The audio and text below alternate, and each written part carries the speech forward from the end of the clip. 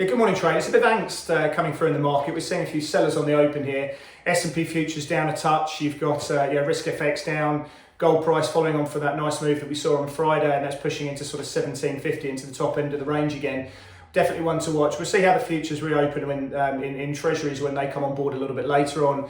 But yeah, everyone's focused on the balance sheet of the Federal Reserve. I think this is symbolic. A lot of these central banks who borrowed US dollars in the dollar funding issues that we saw back in March, they are starting to repay them. And what we're seeing is that that's having a negative impact on the Fed's balance sheet. People are seeing this as a bit of a headwind now for liquidity and also for risk assets.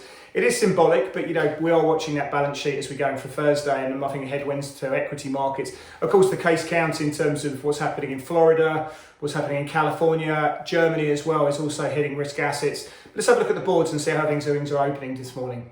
Okay, let's look at the FX open. You can see it's pretty quiet actually, to be honest. A little bit of selling in the South African rand, a little bit of selling in the NOK. But generally, high beta FX is fairly flat against the US dollar. A little bit buying in euro, very small indeed. And Swedish krona up 18 basis points. In terms of the futures open, you can see a little bit of selling in S&P futures, down 0.5%. Nasdaq futures down 41 basis points. Russell down 31 basis points. It's going to be a fairly testing open here in Australia. You've got SPI futures down 1.3%. When they reopen, you'd expect them to open slightly lower, and you can see a little bit of selling and a sort of a weak open expected for the rest of Asia. Gold, expect this to get a lot of love from clients today. You're testing up to the top end of that range, 1750. You've got oil prices a little bit lower as well. One thing we are watching, not just the Fed's balance sheet and what this means for the liquidity argument, it's also what's happening with these central banks repaying dollars. There's been a change in the sort of frequency of these funding tasks.